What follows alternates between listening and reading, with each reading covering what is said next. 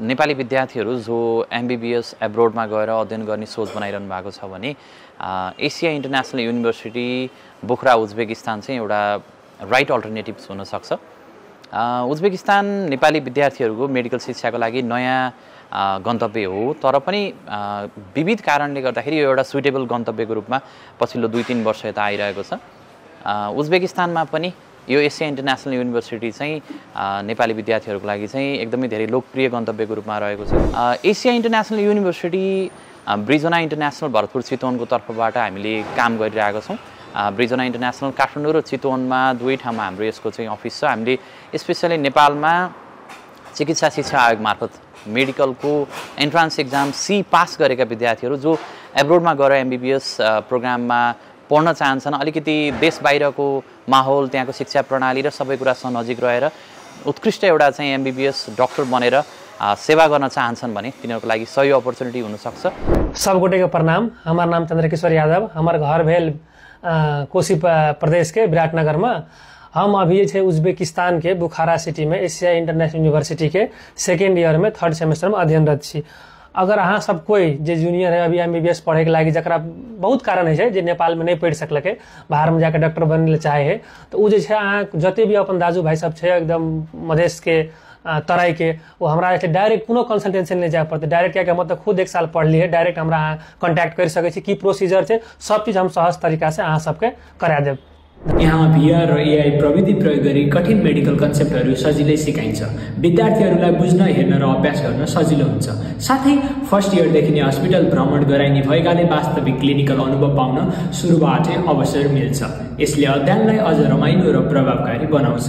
नेपाली टिचरहरू पनि हुनुहुन्छ जसले गर्दा हामी नेपाली विद्यार्थीहरूलाई एकदमै सहज र सुरक्षित महसुस हुन्छ। त्यसैले एसिया इन्टरनेसनल युनिभर्सिटीमा पढाइका साथसाथै हामीलाई होम इन्भाइरोमेन्ट पनि मिल्छ। धन्यवाद। उज्बेकिस्तान नै किन? अब हामीसँग हाम्रो मेडिकल कलेजहरू नेपालमा पनि छन्, नेपालीहरू जाने ट्रेन भइरहेको अरू देशहरू बङ्गलादेश छ हैन, त्यसपछि अरू विभिन्न ठाउँहरू पनि छ।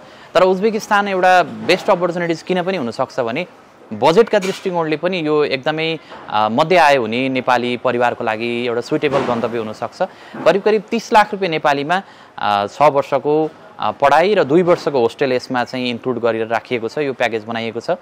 र अर्को एउटा स्पेशल कुरा के छ भने उज्बेकिस्तान र इन्डिया जुन भारत न्यू दिल्ली, मुम्बई, चेन्नई लगायतको ठाउँबाट डाइरेक्ट फ्लाइट हुने र प्रोफेसरहरूको आवत जावत वा टिचर्सहरूको म्यानेजमेन्ट चाहिँ युनिभर्सिटी स्पेसली एसिया इन्टरनेसनल युनिभर्सिटीले चाहिँ धेरै जसो भारतको एकदमै प्रसिद्ध मेडिकल युनिभर्सिटिजका टिचरहरू फ्याकल्टीको रूपमा रेगुलर जस्तो त्यहाँ लिएर गइरहने र जसको कारणले गर्दाखेरि भोलि उनीहरूले मेडिसिन पास गरिसकेपछि, एमबीबीएस पास गरिसकेपछि युएसएमएलई हुनसक्छ वा पी ल्याब इक्जाम हुनसक्छ वा एएमसी इक्जाम्सहरू इन्टरनेसनल मेडिकलको एउटा अफिसर्सको आफ्नो चाहिँ भनौँ न त्यहाँनिरको लागि चाहिँ इलिजिबल हुने इक्जाम्सहरू दिनको लागि एकदमै सजिलो तयारीहरू पहिलेदेखि गराइरहेको छ।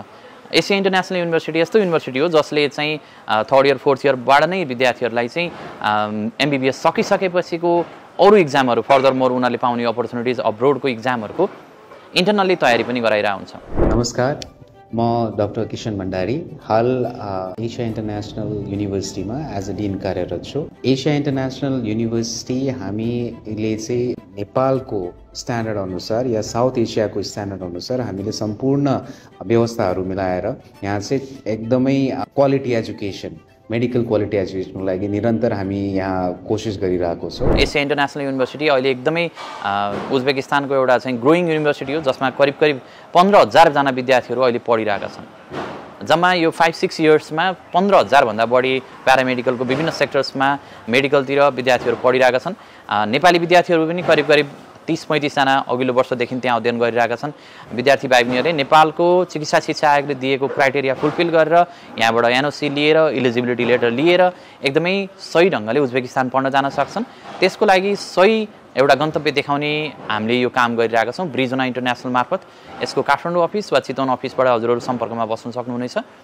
एमबीबीएसको लागि उज्बेकिस्तान, त्यसमा पनि एसिया इन्टरनेसनल युनिभर्सिटी हामी सबैलाई अनुरोध गर्न चाहन्छौँ।